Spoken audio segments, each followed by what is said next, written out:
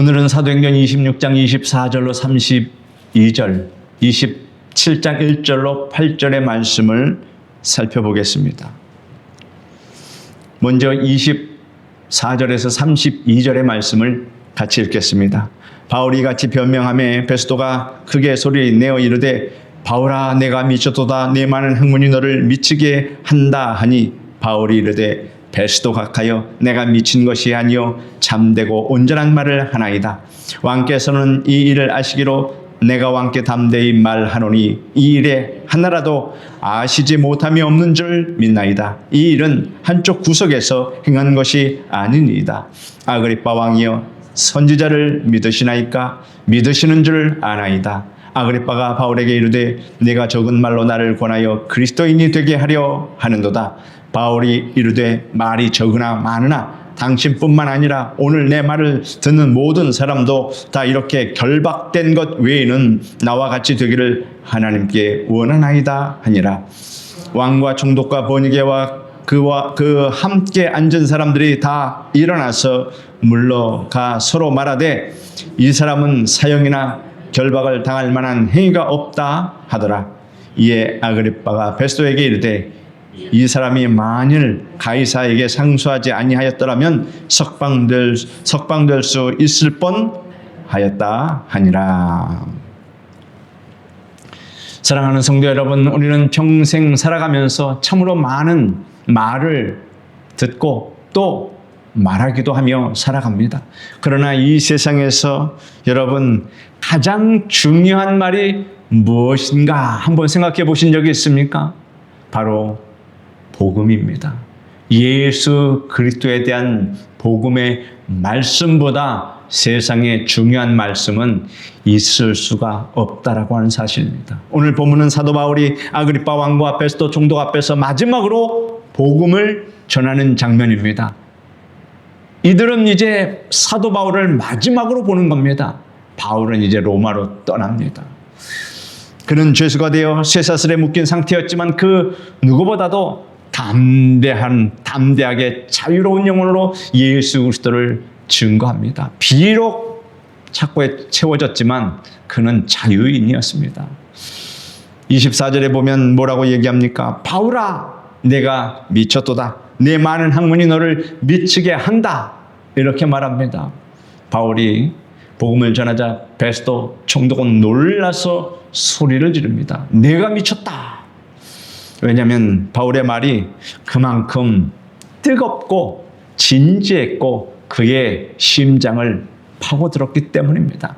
바울의 논리는 정연했고 그의 증언은 감동적이었지만 예수 그리스도의 부활을 믿는다는 그 사실 하나가 베스도에게는 비정상적으로 보였던 것입니다. 그것을 믿지 못한 것입니다. 그러나 바울은 말합니다.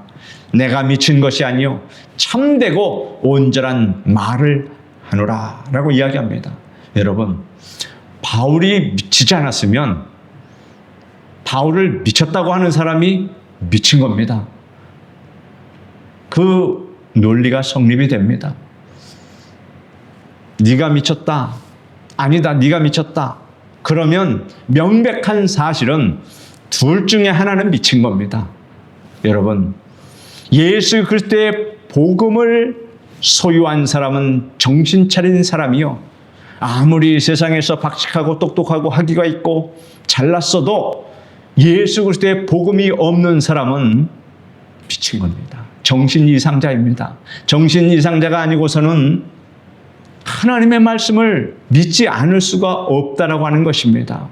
그러므로 사도 바울이 정상이요. 그 안에 있는 모든 사람들이 정신이 없는 그러한 사람이라는 것을 우리는 알 수 있습니다. 예수님을 향한 믿음, 그것이 어떻게 미친 것이 되겠습니까? 그것은 구원을 주는 생명이라고 하는 사실을 우리는 확신합니다. 1900년대 초에 중국에서 선교하던 중국 선교사 하면 허드슨 테일러가 생각납니다. 극심한 반대를 받으며 복음을 전했습니다.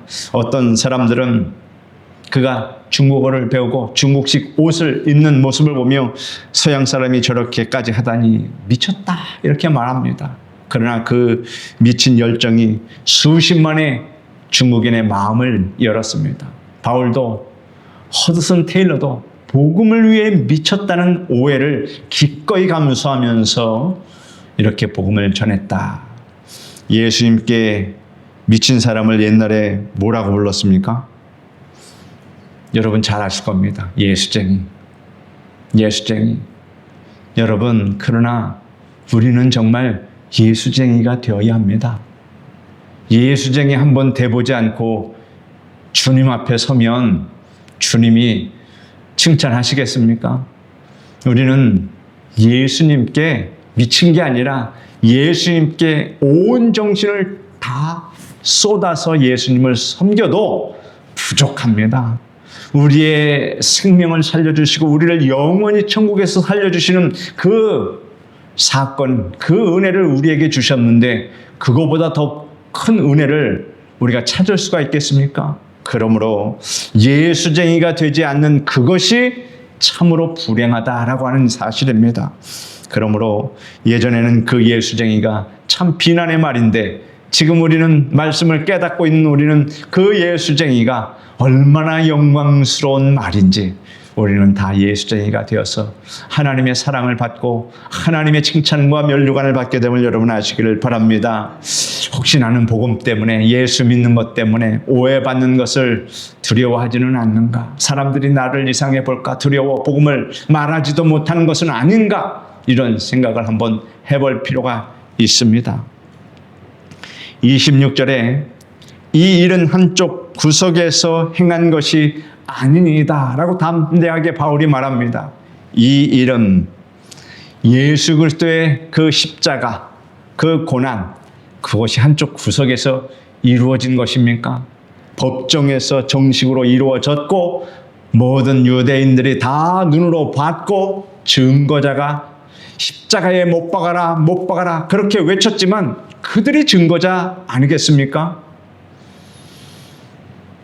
몰래 행해진 것이 절대 아닙니다. 예수님의 사역, 십자가, 부활은 은밀한 뒷골목의 이야기가 아니고 또 허무맹랑한 신화 속의 이야기도 아닙니다. 역사 속에서 실제로 있었던 일이며 수많은 사람이 보았고 지금도 전해지고 있는 사실입니다. 성도 여러분, 예수님의 죽음과 부활은 역사적인 사건임을 확실히 여러분 믿으시기를 바랍니다.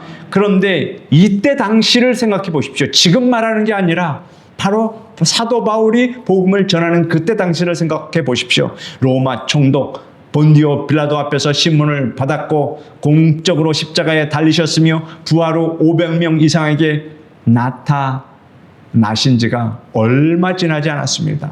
바울은 당시 예수님 사건이 널리 알려진 이 사실을 강조하며 그때 그렇게 했던 사람이 지금 그 당시에 살아있고 목격자가 됐고 증거자가 되었다라고 하는 것입니다. 아그리빠 왕 역시 이 일에 대해서 알고 있었습니다. 몇백 년, 지금 몇천 년 전의 이야기가 아니라 바로 얼마 전에 있었던 사실이며 그것을 본 증인들이 살아있는 이 상황에서의 아주 설득력이 있는 그런 말이라고 하는 것입니다. 복음은 내 개인의 신념이나 선한 종교의 이야기가 아니라 역사적인 실제 사실이며 공개적으로 선포된 진리라고 하는 이 사실입니다. 그러므로 우리는 감출 것이 없다라고 하는 사실입니다. 그렇게 우리는 사실과 진실을 부끄러워하지 않고 담대하게 복음을 선포해야 합니다. 뒤에서 만든 것이 아니기 때문에 그렇습니다. 28절에 내가 적은 말로 나를 권고하여 그리스도인이 되게 하려 하는도다 라고 말합니다. 아그리빠 왕은 바울에게 말합니다. 너는 지금 그 짧은 말로 나를 회심시키려 하는 거냐? 이 말을 반문하는 것입니다. 그의 말은 반쯤 비꼬는 말이었습니다. 하지만 그 안에 내면의 갈등과 그 아그리빠 왕의 지금 마음의 찔림이 나타난 것을 그렇게 표현한 것입니다. 바울의 말이 단순히 설득이 아니라 성령의 능력 안에서 찌르는 칼처럼 그의 양심을 쳤기 때문에 그 말을 한 겁니다. 하나님이 뭐라고 말씀하셨습니까? 우리 같이 한번 읽어봅시다. 하나님의 말씀은 살아있고 활력이 있어 좌우의 날선 어떤 검보다 또 예리하여 혼과 영과 및 관절과 골수를 찔러 쪼개기까지 하며 또 마음의 생각과 뜻을 판단하나니. 아멘. 기독교 초기에 한 병사가 예수를 믿는 친구에게 너 정말 예수가 하나님의 아들이라고 너 그렇게 생각하니? 너 하나님의 아들이라고 믿니? 이렇게 비웃으면서 말했습니다. 그 친구가 조용하게 대답합니다. 그렇다. 나는 믿는다. 그리고 너도 곧 알게 되기를 바란다. 이 짧은 말만 했습니다. 그 짧은 말 한마디가 병사의 마음속에 계속 남아서 맴돕니다. 결국은 견딜 수 없어서 회심하고 예수님을 믿게 되었다라고 이야기합니다. 저도 이러한 경험을 해본 적이 있습니다. 어려서 학교 다닐 때 반짝 바로 옆에 앉아있던 친구가 교회를 다녔는데 그 친구가 말합니다. 예수님을 믿는 것은 이해를 한 다음에 믿는 것이 아니라 믿은 다음에 이해하는 것이다. 어렸을 때 그 친구가 그 얘기를 하는데 지금 40, 50년이 지난 지금도 저는 그 말씀이 아직 살아 있습니다. 여러분, 하나님의 말씀은 살아있다 그런 얘기입니다. 그러므로 그 말씀은 하나님께 선택받고 하나님께 예정된 사람의 그 심령에 들어갈 때 그것이 파고 들어가서 그의 마음을 감동시켜서 교회로 나오게 된다. 그러나 그렇지 않은 사람은 아무리 하나님의 말씀을 전해도 그 영혼에 하나님의 말씀이 역사하지 않으므로 그가 튕겨져 나간다. 안타까운 일이 있다라고 하는 것을 또한 우리가 알 수 있습니다. 말이 적어도 복음은 능력이 있다는 이 사실을 여러분 아시기를 바랍니다. 우리가 길게 하나님 말씀에 대해서 설명하지 못해도 말재주가 없어도 예수님의 이름을 믿는 그 믿음으로 그 한마디 전할 때 성령께서 강력하게 역사해 주신다. 우리의 말재주로 복음 전하는 것 아니라고 하는 것을 우리는 알 수 있습니다. 29절에 보면 결박된 것 외에는 나와 같이 되기를 원하나이다 말씀합니다. 바울은 쇠사슬에 묶여 있었지만 영혼은 가장 자유로운 사람이었습니다. 그는 세상의 어떤 왕보다도 어떤 권력자보다도 참된 진리를 소유한 자였습니다. 반대로 아그리파 왕과 총독 베스토는 겉으로는 권력을 가지고 자유인 같았지만 죄와 두려움에 묶인 자요 사탄의 종들이었다라고 하는 사실입니다. 여러분, 그때 그 사람들만 말하는 것입니까? 지금 이 시대에 아그리파 왕과 총독 베스토와 같은 자들이 얼마나 많이 있는지 여러분은 생생하게 보고 있습니다. 여러분은 사도 바울과 같은 그러한 하나님께서 귀하게 여기시는 성도로 이 땅에서의 사명을 감당하고 있다는 사실을 감사하시길 바랍니다. 진정한 자유는 예수 그리스도 안에 있을 때 주어집니다. 세상의 높은 자리에 앉았다고 해도 하나님 없이 살아간다면 죄 가운데 사망 권세에 결박되어 있는 자라고 하는 사실입니다. 29절 하반절에는 오늘 내 말을 듣는 모든 사람도 라고 하고 있습니다. 바울은 단지 왕이나 총독만이 아니라 그 자리에 있던 모든 사람들, 병사들, 하인들, 심지어 아무 이름도 기록되지 않은 사람들에게 이렇게 복음을 전했습니다. 그 복음을 받아들이느냐 거부하느냐는 그 사람들의 운명입니다. 그는 누구든지 예수를 믿고 구원받기를 간절히 소원했습니다. 그래서 그 법정에서도 그렇게 담대하게 자기 목숨은 생각하지도 않고 그렇게 복음을 전할 수가 있었다라고 하는 것입니다. 내가 여기서 복음을 전하다 죽으면 내가 담대하게 죽겠다. 그것도 영광이다. 이러한 믿음을 가진 사람, 신념을 가진 사람을 어떻게 막을 수 있겠습니까? 왕이라도 총독이라도 당연히 막을 수 없는 것입니다. 그는 이렇게 결박된 것 외에는 다 나와 같이 되기를 하나님께 원하나이다. 담대하게 자신 있게 말합니다. 성도 여러분, 우리의 믿음이 다 바울과 같이 담대하게 되기를 축원합니다.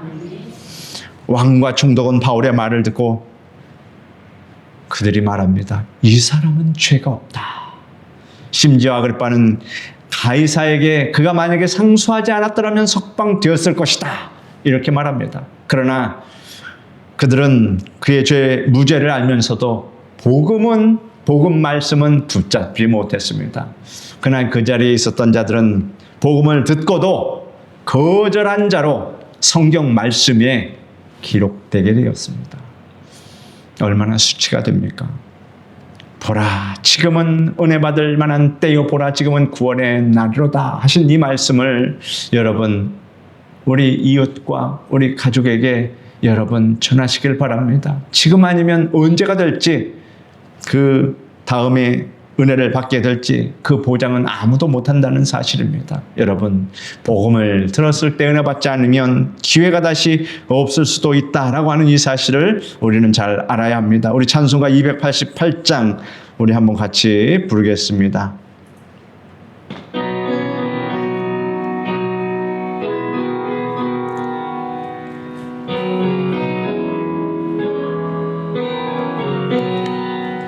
예수를 나의 구주 삼고 성령과 피로써 거듭나니 이 세상에서 내 영혼이 하늘의 영광 누리도다.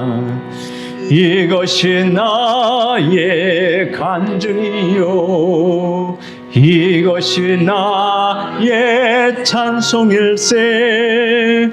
나 사는 동안 끊임없이 그 주를 찬송하리로다.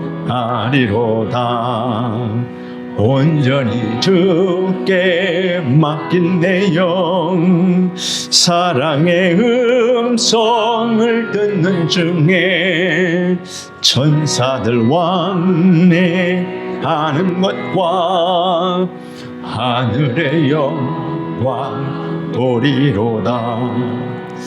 이것이 나의 간증이요, 이것이 나의 찬송일세. 나 사는 동안 끊임없이 그 주를 찬송하리로다. 주 안에 기쁨 누림으로 마음의 풍랑이 잔잔하니 세상과 나는 간 곳 없고 구속한 주만 보이도다.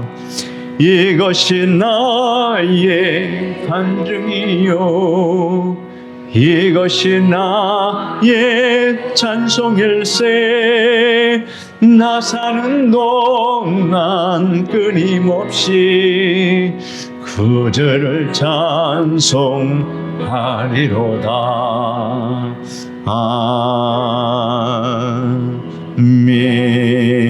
아멘. 바울은 결박당한 죄수처럼 보였지만 세상을 흔드는 복음을 손에 쥔 하나님의 사람이었다라고 하는 사실입니다. 말이 많아도 적어도 그 말 속에 예수님의 이름이 있다면 능력이 있는 것입니다. 오늘 우리가 전하는 짧은 말 한마디가 누군가에게 영원한 생명의 문이 될 수 있음을 확신하면서 복음을 전하는 여러분 되시기를 축복합니다. 27장 1절로 8절의 말씀을 같이 읽겠습니다. 27장 1절로 8절 말씀 같이 읽겠습니다. 우리가 배를 타고 이달리아에 가기로 작정됨에 바울과 다른 죄수 몇 사람을 아고스도대의 백부장 율리오란 사람에게 맡기니 아시아 해변 각처로 가려 하는 아드라무떼노 배에 우리가 올라 항해할세 마게도냐의 데살로니가 사람 아리스다고도 함께 하니라. 이튿날 시돈의 데니 율리오가 바울을 친절히 대하여 친구들에게 가서 대접받기를 허락하더니 또 거기서 우리가 떠나가다가 맞바람을 피하여 구브로 해안을 의지하고 항해하여 길리기아와 밤빌리아 바다를 건너 루기아의 무라시에 이르러 거기서 백부장이 이달리아로 가려 하는 알렉산드리아 배를 만나 우리를 오르게 하니 배가 더디 가 여러 날 만에 간신히 니도 맞은편에 이르러 풍세가 더 허락하지 아니하므로 살모네 앞을 지나 그레데 해안을 바람막이로 항해하여 간신히 그 연안을 지나 미양이라는 곳에 이르니 라시아 시에서 가깝더라. 아멘. 1절서부터 8절의 말씀을 읽었습니다. 다 한글로 되어 있습니다. 다 이해하셨습니까? 이해를 못 하셨을 겁니다. 왜냐하면 전부 외국 지형과 지명이 나와 있으니 무슨 감을 잡을 수가 있겠습니까? 그래서 성경이 쉽지 않다라는 얘기입니다. 그래서 제가 준비를 해드렸습니다.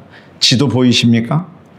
지도에 보면 먼저 가이사랴에 보면은 여기서 가이사랴에서 아드라무떼노 배를 타고 율리오라는 백부장이 인솔해서 출발해서 시돈에서 잠시 머무릅니다. 여기서 시돈에서 그 율리오라는 백부장이 바울에게 친절을 베풉니다.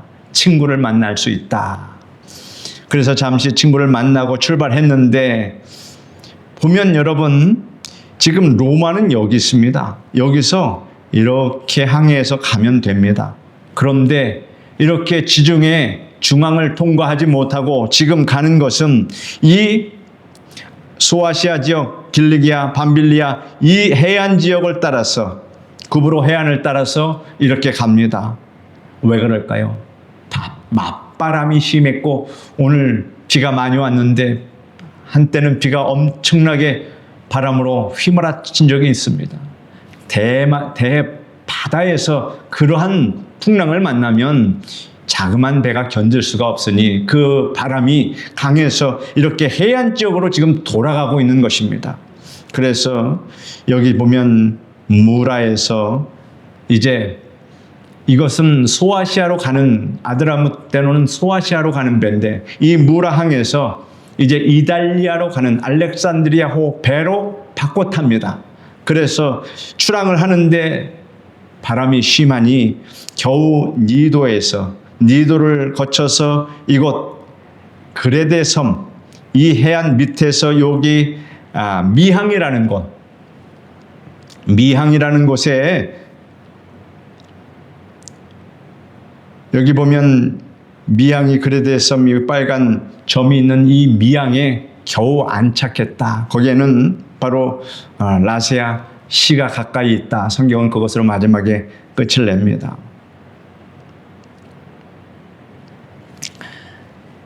여러분, 인생은 마치 이런 항해와도 같습니다. 고요한 바다를 지날 때도 있지만 예상치 못한 이러한 풍랑을 만나서 어려움을 겪기도 합니다. 쉽게 갈 수 있는 것을 풍랑을 만나면 이렇게 어려운 항해를 하게 됩니다.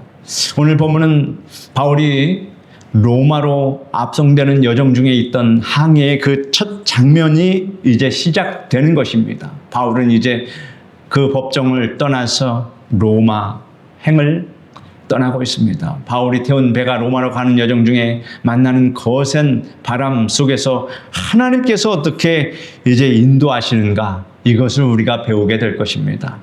1절에 보면 우리가 배를 타고 이달리아에 가기로 작정되매 바울과 다른 주 예수 몇 사람을 아구스토대의 백부장 율리오라는 사람에게 맡기니 하였습니다. 바울은 지금 주 예수로서 로마로 압송되고 있습니다. 그러나 그는 단순한 주 예수가 아닙니다. 로마 황제 가이사 앞에서 거기서 복음을 전하기 위해서 선택받은 하나님의 대사였다라고 하는 것입니다.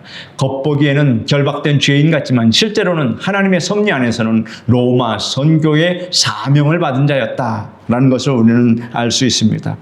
우리는 때때로 억울한 상황이나 제약된 환경 속에 있을 수 있습니다. 그러나 하나님의 부르심과 계획은 그 모든 상황을 넘어서 일하고 계신다라고 하는 이 사실을 우리가 보아야 할 것입니다. 세상 사람들은 우리를 얽매인 자로 봐도 하나님은 복음을 위해 준비된 자, 보내심을 받은 자로 우리를 하나님께서 보고 계신다라고 하는 사실입니다.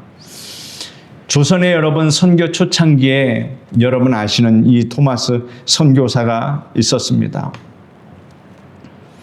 그는 성경을 품고 조선 땅에 들어왔습니다. 그러나 곧 붙잡혀서 순교를 당했습니다. 그러나 그가 가지고 온 성경이 나중에는 여러 사람들에게 읽혀지고 그것을 통해서 조선의 복음의 문이 열리게 되었다라고 하는 사실입니다. 겉으로는 실패처럼 보였지만 하나님의 계획 안에서는 완벽한 파송이었다라고 하는 사실입니다. 3절에 보면 율리오가 바울을 친절히 대하여 친구들에게 가서 대접받기를 허락하니 하였습니다. 이방인 백부장 율리오는 죄수 바울에게 은혜를 베풉니다.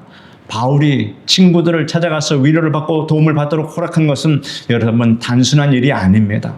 하나님의 역사였습니다. 하나님은 우리 인생의 여정 속에서 적절한 사람들 또 필요한 도움을 이렇게 예비한다. 그 과정 속에서 협력자를 불러주신다.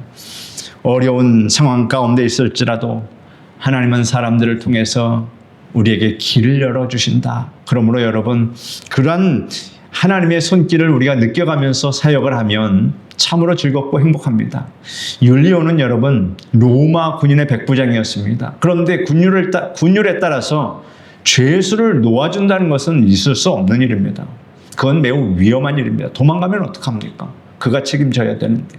그러나 그는 바울에게 이렇게 예외적인 친절을 베풀었던 것은 바울이 어떠한 사람이라는 것을 율리오가 그래도 느낌을 가졌다. 이는 도망갈 사람이 아니다. 하나님께서 그의 마음을 감동시켜 주셨다라고 하는 것입니다. 4절에서 7절 내용을 보면 맞바람을 피하여 풍세가 더 허락하지 아니하므로 이제 본격적인 고난의 항해가 시작됩니다. 그러나 시작부터 이렇게 바람이 도와주지 않냐니 분명한 고난을 만나게 됩니다. 구브로 해안을 끼고 항해하고 니도 또 그레데 해안을 따라 겨우겨우 미양까지 도착합니다. 제가 앞전에서 지도를 보여드렸으니 이제 그 지도가 생각이 납니까? 제가 니도 그레데 해안 하면 지도를 빨리 떠오르시기 바랍니다. 다시 보여드릴까요? 다시 또 보여드릴 때가 있을 것입니다. 우리의 인생에도 순탄한 항해는 없습니다. 여기서 반복적으로 등장하는 표현이 있습니다. 간신히 허락하지 아니하므로 맞바람 이런 것입니다. 바울의 로마 여행처럼 우리의 삶도 늘 순풍만 부는 것은 아니라고 하는 사실입니다. 때로는 우리가 하나님의 뜻을 따라가다가도 맞바람을 만날 때가 있다라고 하는 것입니다. 내가 이렇게 열심히 하나님 기도하고 예배 참석하고 교회 봉사하는데 그렇다고 고난이 없습니까? 있습니다. 여러분, 그러나 그 바람이 어떠한 의미의 바람인가? 여러분 이것을 생각할 수 있어요. 합력해서 선을 이루어 주시는 바람입니다. 그 바람은 우리를 멈추게 하려는 것이 아니라 우리를 풍랑 속에 빠뜨리려는 것이 아니라 우리의 신앙의 방향을 바로잡게 하기 위한 그러한 도구가 될 수 있다라는 하는 사실입니다. 여러분 연어를 아십니까? 연어는 산란을 위해서 알을 낳기 위해서 거꾸로 흐르는 그 강물을 헤엄쳐서 죽을 힘을 다해서 올라갑니다. 그리고 산란하고 장렬하게 그 자리에서 전사합니다. 그 연어는 왜 그렇게 힘든 길을 택할까요? 그것이 생명을 잇는 그런 길이기 때문에 본능적으로 왔던 그 길을 다시 올라가는 것입니다. 우리 신앙의 길이 세상을 향하여 연어처럼 거슬러 가는 것처럼 느낄 때, 그럴 때 그것이야말로 생명의 길, 하나님의 뜻을 이루는 길이라는 이 사실을 여러분 아시길 바랍니다. 세상을 향해 거슬러 가는데 세상과 함께 흘러가면 망하는 것입니다. 세상과 항상 반대 방향으로 거슬러 가는 사람은 승리하는 사람입니다. 여러분 우리가 다 그런 사람 되기를 간절히 소망합니다. 8절에 보면 미항이라는 곳에 이르니 라세아시에 가깝더라 하였습니다. 미항은 아름다운 항구라는 뜻을 가지고 있는 항구입니다. 하나님은 이 미항에 바울과 일행들을 도달하게 하십니다. 그러나 날씨가 험해서 이 험한 겨울을 나기에는 적합하지 않은 항구였습니다. 잠시 머무를 수 있는 항구는 되지만 오래 한 겨울을 나기에는 어렵습니다. 우리의 삶 속에서도 큰 결단이나 사명의 자리로 가기 전에 하나님은 이와 같은 작은 미항, 곧 쉼과 회복의 장소를 주십니다. 그곳에서 우리는 다시 방향을 정비하고 주어진 길을 준비할 수가 있어야 합니다. 사랑하는 성도 여러분, 오늘 본문에서 우리는 바울이 맞바람을 맞으며 힘든 항해를 시작하지만 그 여정 속에서도 하나님의 인도하심이 분명히 있었다는 사실을 우리는 앞으로 계속해서 살펴볼 것입니다. 우리의 인생길이 아무리 험하고 어려워도 그 길의 방향과 목적은 하나님께 정해져 있음을 여러분 믿으시길 바랍니다. 오늘도 주님은 우리에게 말씀하십니다. 내가 너와 함께 있노라. 내가 가는 길을 내가 인도하리라. 아멘. 이 믿음을 가지고 인생의 거친 파도를 헤쳐나가면서 담대하게 항해하며 여러분 반드시 승리하시기를 예수님의 이름으로 축복합니다. 기도하겠습니다. 거룩하신 하나님, 사도 바울의 로마 항해가 시작되었습니다. 이 항해의 여정 속에서 많은 바람을 만나고 파도를 만나고 태풍을 만났을 때 과연 하나님의 손길이 사도 바울이 탄 그 배에 어떻게 역사하시는지 우리가 하나님 잘 살펴보고 그 사도 바울의 그 로마로 가는 그 배가 우리 인생의 또한 배인 것을 대비하여 생각할 때에 하나님께서 우리 인생의 항해도 그렇게 역사하여 주실 것을 감사드립니다. 그러므로 말씀을 통해서 하나님의 귀하신 역사를 깨닫는 놀라운 역사가 앞으로 계속 이어지게 도와 주시옵소서. 예수님의 이름으로 기도드립니다. 아멘.